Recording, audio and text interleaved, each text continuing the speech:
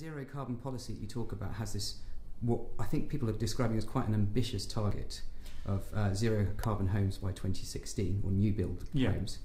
As a man from the HBF, obviously that's quite important for you. Yeah. What are the challenges to meeting that, and how confident do you feel about actually making that target? Well, the challenges have been pretty massive. We've worked through some of them. We have, when we started out on the policy, we didn't really quite understand what the definition of zero carbon meant. Lots of the work that's been done by the Zero Carbon Hub since has been about rationalising what can be done. And that's how we've ended up with this roadmap, if you want to use that term, of a three-partite approach where you prioritise fabric efficiency, then you look at what you can do in terms of integrating renewables in the new homes, and then the question of potential off-site solutions through allowable solutions. That's been a lot of progress in itself, but we still face big challenges in terms of having robust proven designs and integration of technology in the right way to provide a marketable product that will meet customers' requirements in the way that the customers will want them to be met in the future. So the industry is still working at present on what are the best ways of optimising fabric efficiency. How far can you take fabric efficiency in a way that will create the right kind of living environment for people in the future, taking into account issues such as potential overheating, which you might get with very high levels of fabric insulation. And we're obviously looking at what the best renewable solutions are, how larger scale developments could integrate with local energy infrastructure. All these kind of issues are being looked at, but they take time to get right, and you need an iterative process of prototypes and case study pilot schemes in order to learn from that and then improve the next generation of design. So we're kind of a reasonable way into that process, but still a fairly stiff challenge to come. So can you explain a little bit about the route map, because obviously that fits into that context. What kind of stage is that at, and how can people use it?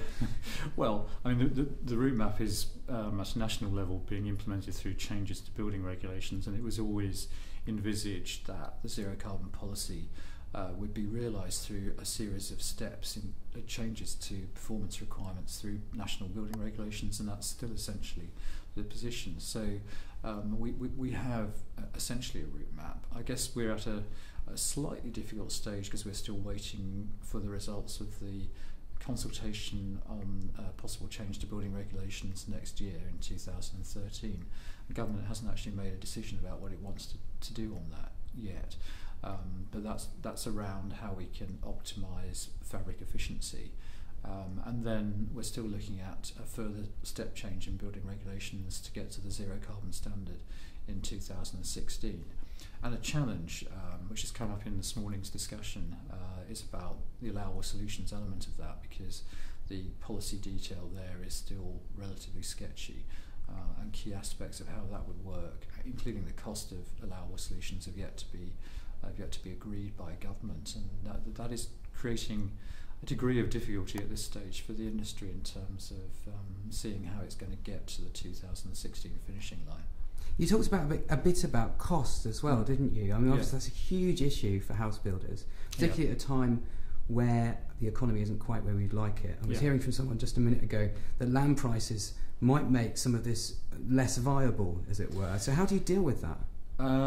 Well, how do we deal with it? I mean, obviously the industry will try its best to improve design to achieve the standards in the most cost-effective way. But at this stage we're still assuming there's going to be a significant cost, which can be, depending on the type of solution and type of dwelling, could certainly be potentially still in the range of £10,000 to £20,000 per unit, which is not insignificant. And in a number of areas of the country, that's quite material to the viability of development. Now, I mean, one answer to that is to slow things down. I mean, the government might choose to do that if it's really too difficult. Otherwise, we are going to have to look at being as innovative as possible, and to have a conversation with local government, as again has been discussed today, about how we can achieve those zero carbon standards in the context of wider local aspirations, and that may be a difficult discussion that we have to have in a number of areas about how we balance wider local objectives with what the cost of zero carbon is going to be. It's not an easy issue, but I don't think we can duck it. And of course, tough economic times mean that it's more challenging than it would have been. When the policy was launched, we were in a completely different world, and it's become effectively more difficult because of the economic situation that we're in. One last question. How confident do you feel about meeting this target, about the country meeting this target? Ultimately, fairly confident, I think, if we can sort out the cost issue and the way we manage it at a local level. I think the industry is very, very pragmatic, very practical. It will find solutions that work technically. So if we can get the policy framework and the costs sorted out in this wider context, then I think it's doable, but it's still challenging, and we shouldn't underestimate that.